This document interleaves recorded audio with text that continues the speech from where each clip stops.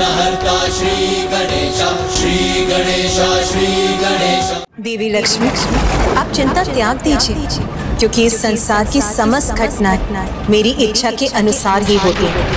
आज आपने जो भी कहा वो भी मेरी इच्छा के अनुसार ही हुआ, और आज की ये घटना इसीलिए अनिवार्य थी, क्योंकि इस घटना के ही आधार पर संसार का भविष्य निर्धारित होगा।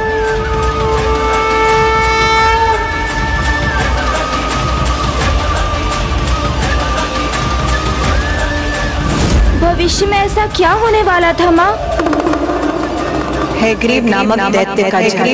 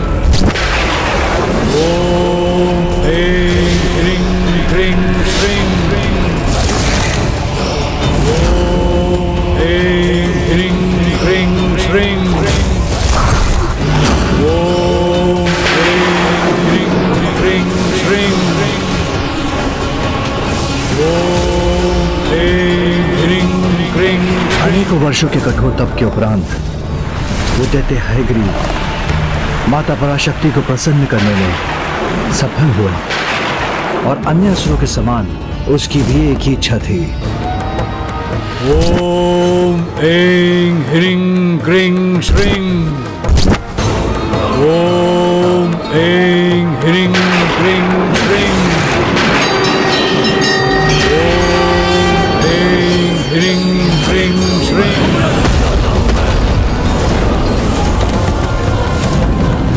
जिसका जन्म होता है उसकी मृत्यु भी अनिवार्य है। यही संसार का चक्र है जिसे भंग नहीं किया जा सकता। इसीलिए तुम मुझसे कोई अन्य वरदान मांग लो। तब हे माताओं की माता पराशक्ति, अपने इस भक्त को वरदान देने की कृपा कीजिए कि इस हैग्रीव का वध हैग्रीव के हाथों ही संभव हो। हैग्रीव के हाथों ही संभव हो। हैग्रीव के हाथों ही संभव हो।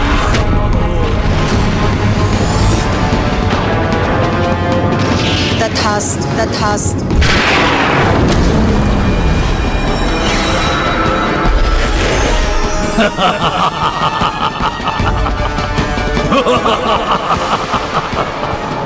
जो चाहा वो पाया मैंने।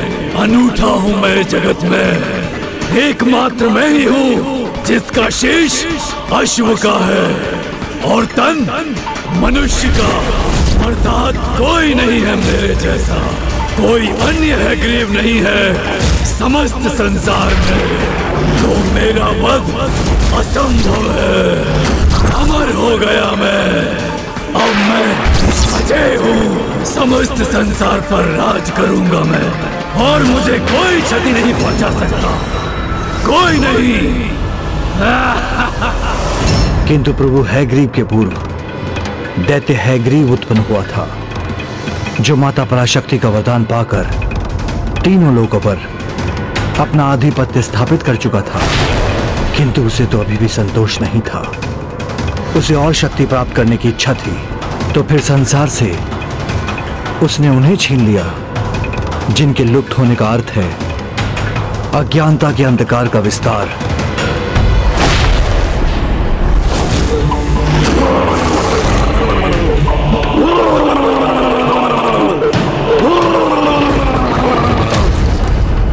ये भयंकर स्वर, ये स्वर तो उस दुष्ट असुर हैग्रीव का है जिसने अपने आतंक से तीनों लोगों को आतंकित कर रखा है।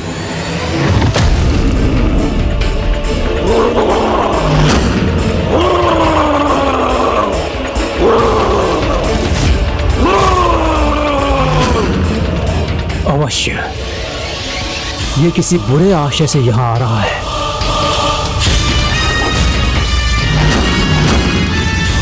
नहीं ब्रह्मदेव, नहीं, रुकिए, मत कीजिए व्यर्थ प्रयास। त्रिलोक विजेता हूँ मैं। मेरी बुद्धि का, युक्ति का कुछ तो सम्मान कीजिए और इस बात को समझिए कि आपके कमंडल के जल की शक्ति मेरे वरदान के बल से कहीं कम है, किंतु फिर भी आप चाहते हैं तो लीजिए, मैं प्रस्तुत हूँ। प्रयोग कर लीजिए अपने इस जल का मुझ पर। हैग्रीव, तीनों लोगों पर तो तुमने विजय प्राप्त कर ही ली है, फिर यहाँ ब्रह्मलोक में क्या करने आए हो? क्या करूं? मैं लाचार हूँ अपने विचार से। जो चाहता हूँ पाता हूँ मैं। और ये त्रिलोक विजेता भला क्या कहेगा कि निर्विरोध अनंत काल तक निरंतर स्थापित रहे मेरा शासन इस सृष्टि पर। मेरी रुचि ब्रह्मलोक में नहीं, उसमें है जो यहाँ स्थित है और जिसे प्राप्त करने से मेरी अनंत काल तक राज करने की इच्छा पूर्ण अवश्य होगी। अर्थात ये यहाँ से वेद प्राप्त करने आया है। उचित समझा अपने देवी सरस्वती, सर्वथा उचित समझा। यहाँ से वेद ही चाहिए मुझे।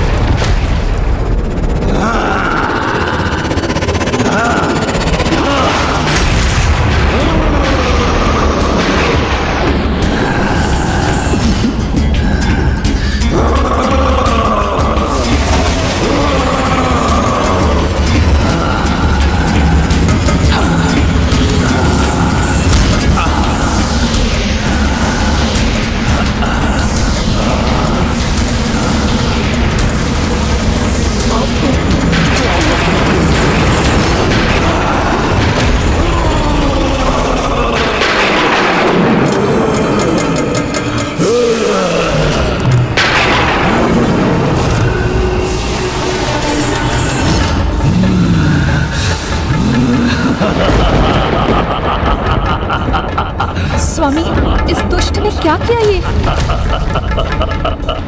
अनर्थ, घोर अनर्थ कर दिया तुमने। वेद जो समस्त ज्ञान के स्रोत हैं, जो स्वयं माता पराशक्ति से मुझे सृष्टि के सृजन हेतु प्राप्त हुए थे, उन्हें तुमने छीन लिया, अपने में समाहित कर लिया।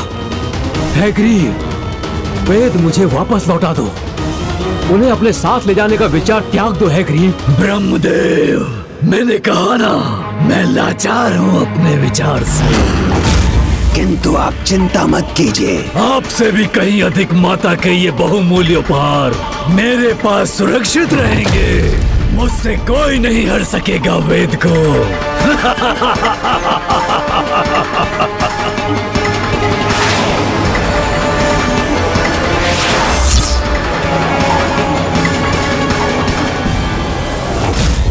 दैत्य हैग्रीव ने वेदों को ही अपना बंधक बना लिया। तब तो संसार ज्ञान रहित हो गया होगा, यज्ञ आदि थम गए होंगे। ऋषि मुनि जो ज्ञान सरिता में डूबे रहने के अभ्यस्त होते हैं, वो अज्ञानता के अंधकार से घिर गए होंगे। हाँ पुत्र, यही तो आशय था दैत्य हैग्रीव का। एक प्रकार से वेद पर अधिकार कर उसने अज्ञानता और अधर्म का ऐसा विस्तार सुनिश्चित किया कि सृष्टि उसके प्रभाव से मुक्त ही ना हो सके। और तब ब्रह्मदेव और देवताओं के पास एक ही विकल्प था, सृष्टि के पालनकर्ता श्री हरि नारायण। उचित, तो मैं स्वयं जाऊंगा, उस दुष्ट हेग्रीव से वेदों को मुक्त करवा कर लाऊंगा।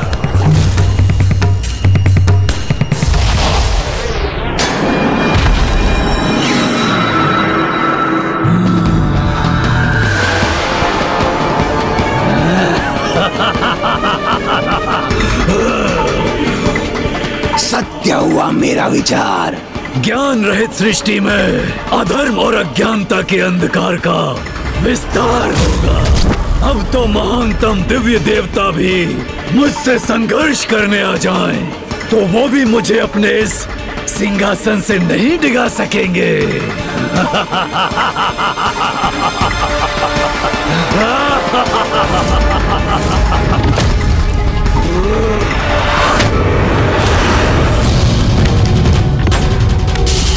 हेग्रीव ने अपने वरदान का उल्लेख किया था, बस एकमात्र यही चिंता है मुझे, कहीं वो अपने वरदान के कारण नारायण से भी सुरक्षित रहा तो फिर हम निरुपाय हो जाएंगे।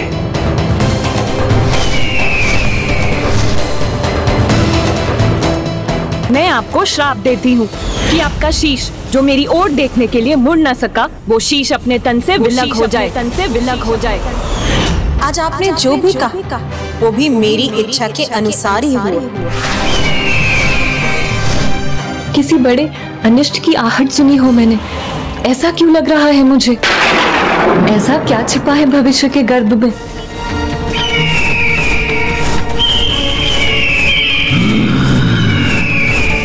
किसका भीषण स्वर है ये?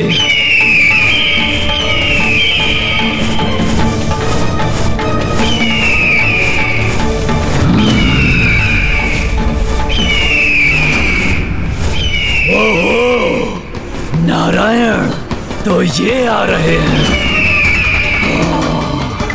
उचित है, आने दो इन्हें भी। इनकी पराजय से एक और लोग मेरे अधीन हो जाएगा एवं और बढ़ेगी मेरे सिंहासन की। नारायण, ब्रह्मदेव एवं अन्य देवतागण कुछ नहीं कर सके तो उन्होंने आपको यहाँ भेज दिया, किंतु कदाचित आपको ज्ञात नहीं, समस्त ब्रह्मांड में ऐसा कोई नहीं जो मेरा वध कर सके। अनंत काल तक राज करूंगा मैं इस सृष्टि पर और कोई भी मुझे क्षति नहीं पहुंचा सकेगा। हेग्रीव, भ्रम है तुम्हारा। जिसका भी आरंभ हुआ है उसका अंत निश्चित, और तुम्हारे जैसे दुष्ट तो अपने अंत को स्वयं आमंत्रित करते। अच्छा नारायण, तो मैंने स्वयं आमंत्रित किया है अपने अंत को, किंतु मेरा अंत तो असंभव है। फिर उसे कैसे संभव करेंगे आप? जब भी किसी को अपनी शक्तियों पर अनुचित अहंकार हुआ है तब तब उसका विनाश निश्चित हुआ है, चाहे वो कितना भी शक्तिशाली क्यों न रहा। यदि तुम स्वयं को सुरक्षित करना चाहते हो तो मुझे वो वेद लौटा दो जिनका हरण तुमने किया है, अन्यथा तुम्हारा अंत तुम्हारे समक्ष। अपनी कल्पना की उड़ान मत भरिए नारायण, और ये बताइए कि वेदों को मुझसे छीनेंगे कैसे, क्योंकि उसे तो वही प्राप्त कर सकता है जो मेरे शीश को मेरे तन से विलग करने की क्षमता रखता हो। और ये मुझे भली भांति ज्ञात है कि आप में वो क्षमता कदापि नहीं है।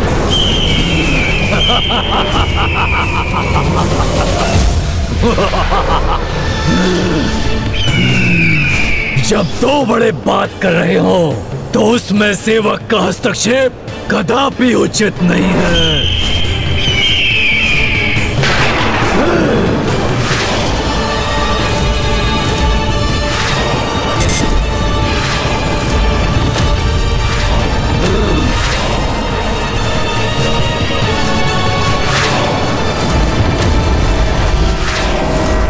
गरुड़ जी,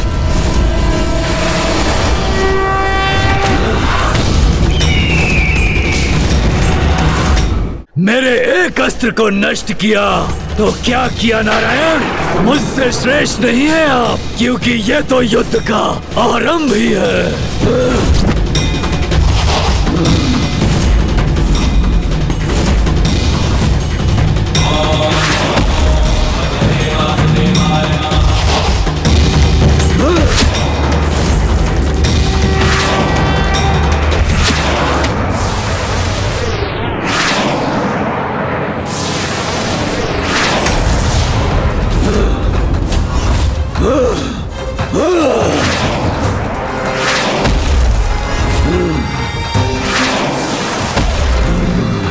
उचित है नारायण, यदि आप युद्ध ही चाहते हैं तो युद्ध ही होगा हमारे मध्य।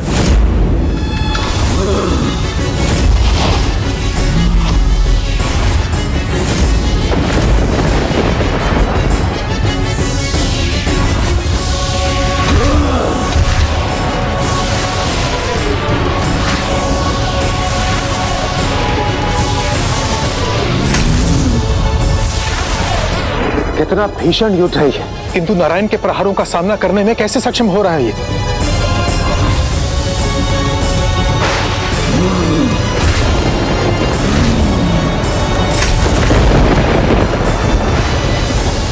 कब अंत होगा इस दुष्ट हैग्रीव के साथ इस भयंकर युद्ध का? और कब मुक्त होगी ये सृष्टि इस दुष्ट के आतंक से?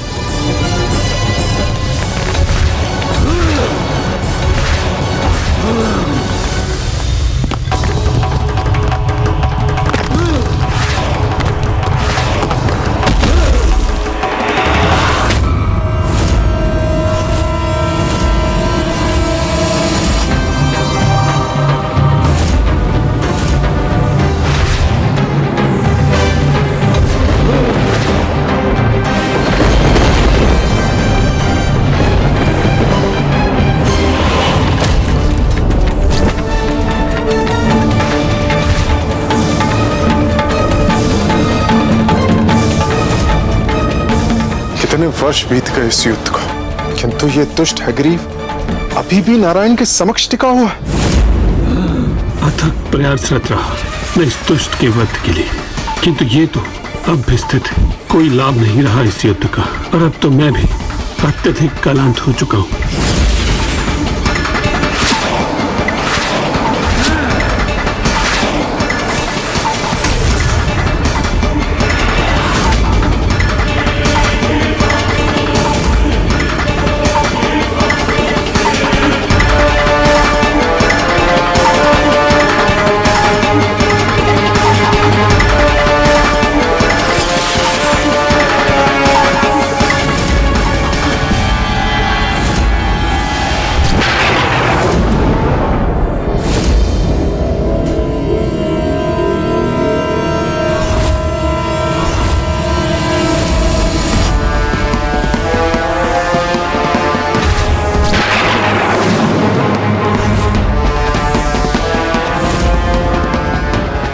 इतनी लंबी अवधि तक चला ये युद्ध, अब तक परिणाम ही नहीं रहा। आशंका से घिरी हुई हूँ, कहीं कोई अनिष्ट ना हो जाए। मैं आपको श्राप देती हूँ कि आपका शीश तन से विलग हो जाए। स्वामी को अपने श्राप से श्रापित किया था मैंने, कहीं ये वही क्षण तो नहीं? नहीं, ऐसा अनर्थ नहीं हो सकता।